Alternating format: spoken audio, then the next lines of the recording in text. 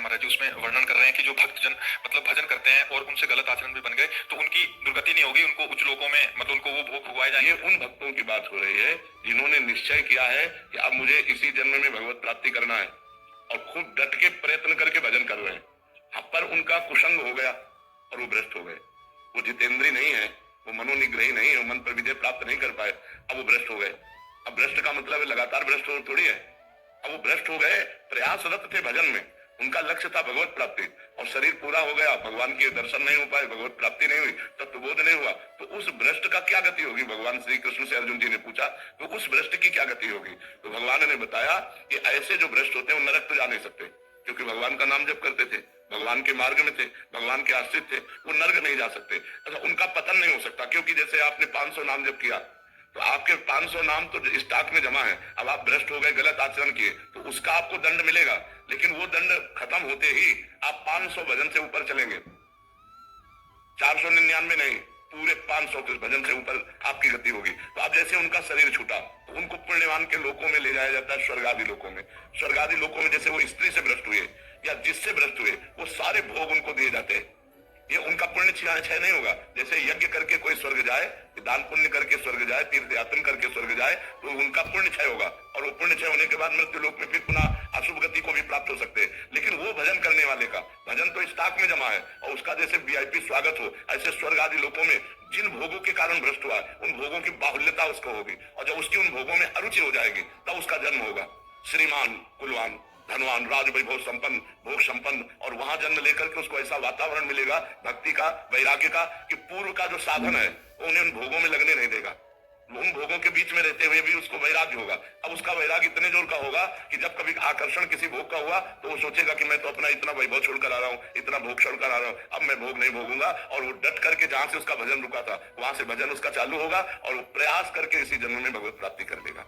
अगर कहीं फिर चूक हो जाती है तो फिर उसको वही गति प्राप्त होगी, वो स्वर्ग आदि लोगों को भोग करके पतन नहीं हो सकता। पर जी फिर तो थोड़ा भी भजन करने वाले का पतन नहीं हाँ, इसीलिए तो हम सबको प्रार्थना करते हैं, नाम जप करो, नाम जप करो, कैसे भी करो, भाव से करो, कुभाव से करो, जैसे भी करो। मानो आप बुरी आदत नहीं छोड़ पा रहे तो भली आदत पकड़ लो ना, तो कम से कम तुम्हारे पास बुराई के साथ साथ बहुत बड़ा भजन भी तो है जो तुम्हारी हर जगह रक्षा कर लेगा, तुम्हारी बुराइयों का नाश करके ये तुम्हें उन्नति प्रदान करेगा। हम गलत बात नहीं छोड़ पा रहे, हम असमर्थ है, तो सही बात भी तो पकड़ लो, राधा राधा बीच में डाल लो, तो आपकी जो अशुभ गति होने वाली वो नहीं होगी, आपकी अशुभ गति नहीं होगी, आपका जो असत भाव है वो नष्ट हो जाएगा और ये सद्भाव एक दिन आपको भगवत प्राप्ति करा देगा। इसीलिए पूज्य राधा बाबा ने कहा, एक बार भी जो राधा कृष्ण बोला उसने मोक्ष के लिए कमर कस लिया।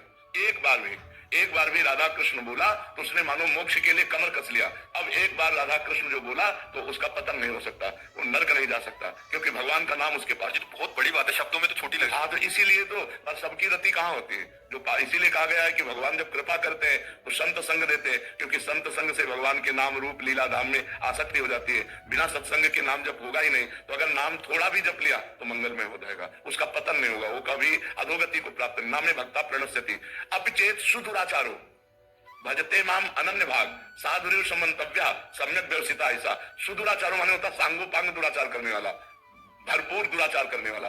अपि चेत सुदुराचारो, बहुत भारी पापी आदमी, अब उसको सत्संग मिल गया और उसने सुना कि मैंने तो बहुत पाप किए और पाप कर रहा हूं, मेरा कल्याण कैसे हो सकता है? एकमात्र भगवान ही है जो हमारा कल्याण कर सकते हैं। तो सम्यक व्यवसिता ऐसा उसने अपनी बुद्धि में बैठा लिया कि मैं नीच हूं, पापी हूं, पापाचरण हो रहा है, पर मैं भगवान की शरण में हूं, अब भगवान ही मेरा उद्धार करेंगे। और कृष्ण कृष्ण कृष्ण कृष्ण राधा राधा राधा, और पाप कर रहा है, वर्तमान में पाप कर रहा है, तो भी उसकी दुर्गति नहीं होगी। भगवान कह रहे उसे साधु मानो, मैं उसको साधु बनाऊंगा। करो सत्य ते साधु समाना अपिचेत सुदुराचारो भजते माम अनन्य भाग साधु समंतव्या, उसे साधु मानो, क्योंकि अब मैं बनाऊंगा साधु। क्षिप्रम भवति धर्मात्मा, अब मैं उसे शीघ्र धर्मात्मा, और भगवान जिसे साधु बनाना चाहे वह साधु रह कैसे सकता है? तो दुराचारी होकर के भी यदि वो भगवान का आश्रय लेकर नाम जप करता है तो वो नरक नहीं जाएगा, वो भगवान की प्राप्ति के मार्ग में जहां से गिरा है उन भोगों को स्वर्ग आदि लोकों में भोगेगा। जो बड़े बड़े पुण्यात्माओं के लिए दुर्लभ वस्तु है वो उस भजनानंदी को भोगने को मिलेगा, और फिर बड़े पवित्र कुलों में, राज वैभव कुलों में उसका जन्म होगा। कोई साधारण नहीं, क्योंकि नाम जप उसने किया है, इसलिए नाम जप अवश्य करना चाहिए। ये तो हो गया कि वो भजन कर रहा है, फिर वो अपने